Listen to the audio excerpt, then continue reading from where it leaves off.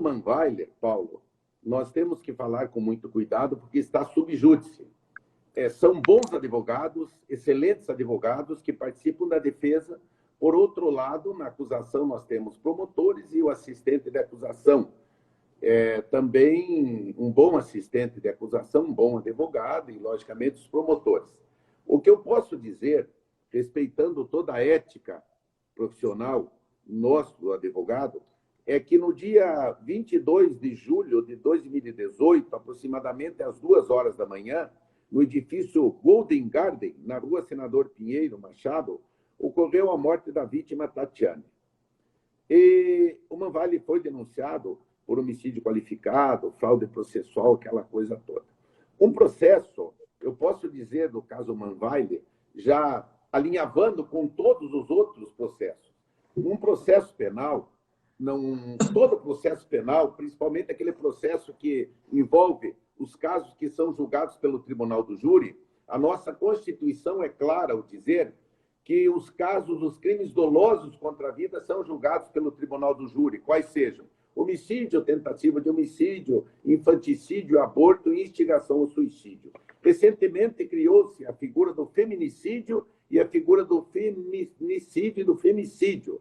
Eu gostaria de começar dizendo, Paulo, rapidamente, que há uma diferença entre o crime de feminicídio e o femicídio. São palavras praticamente iguais, mas que são diferentes. Feminicídio é homicídio qualificado em razão da morte da mulher, a qual o réu, o autor, possui relação de coabitação ou relação doméstica com o ofensor. É o caso do Manweiler. Femicídio é o homicídio praticado contra a mulher sem qualquer relação de parentesco ou relação afetiva com o ofensor. Quer dizer, o cidadão torna-se réu de um processo porque mata a companheira. Então, ou a esposa, a companheira, a namorada. Então, ele cometeu um feminicídio. O cidadão que mata uma mulher que com ele não mantém nenhum relacionamento amoroso é um femicídio. Veja que há uma determinada confusão, mas está bem claro. Manweiler está acusado de feminicídio. Muito bem, homicídio qualificado. Mas assim, a lei, em termos de penalidade, né? Há uma diferença entre feminicídio e femicídio? No feminicídio, a lei é mais severa. O quanto na pena, a penalização é mais severa se houver condenação do réu. Muito bem. Enquanto que o femicídio também não deixa de ser um homicídio, mas é praticado contra uma mulher que não tem nenhuma relação amorosa. No caso Manweiler, então, ele está acusado de um feminicídio, porque ele era casado com a vítima. O que eu posso dizer, com todo respeito à acusação e à defesa do caso Manweiler, que é lamentável, lógico, uma vida que se perdeu, está sob júdice. Nós temos que respeitar esse aspecto, até pelo lado da presunção da inocência, que todo réu acusado da prática de um delito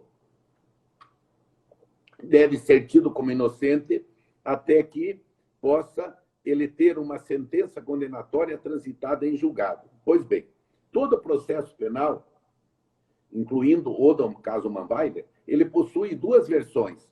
Aquela versão, todo processo penal, aquela versão que é a versão que está adstrita aos autos, que somente os advogados, os promotores têm acesso. São as provas periciais, documentais, testemunhais que estão no bojo processual.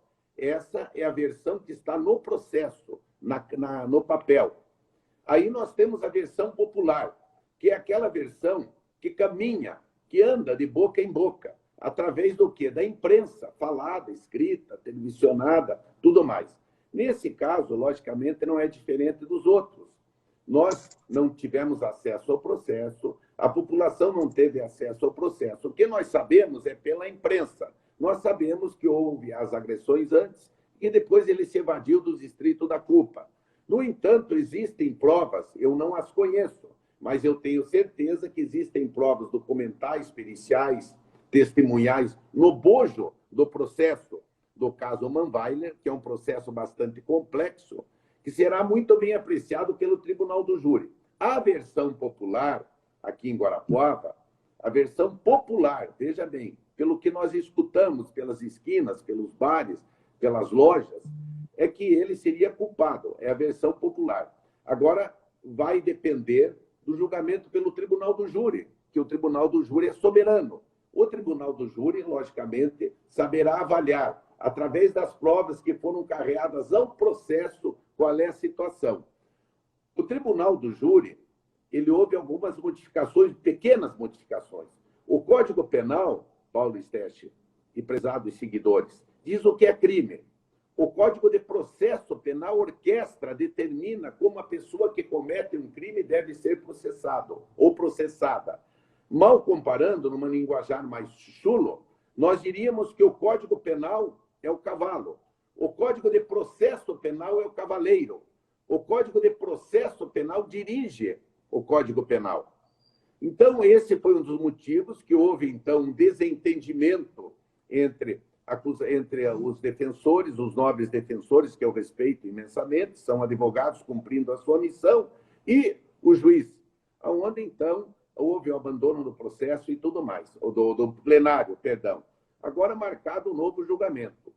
É um caso emblemático, é um caso complicado, porque não há testemunhas que tenham visto o que realmente aconteceu. Trata-se de provas periciais, que é quando a perícia determina determinado assunto, que determina a morte dela, a perícia determina a morte como sendo por estrangulamento, pelo menos é o que chegou até nós, enquanto que o réu, qual respeito também, e a defesa, diz que não, que ela teria se lançado voluntariamente da janela do apartamento enquanto viva. Então, esse assunto vai ser discutido no plenário pelo Tribunal do Júri.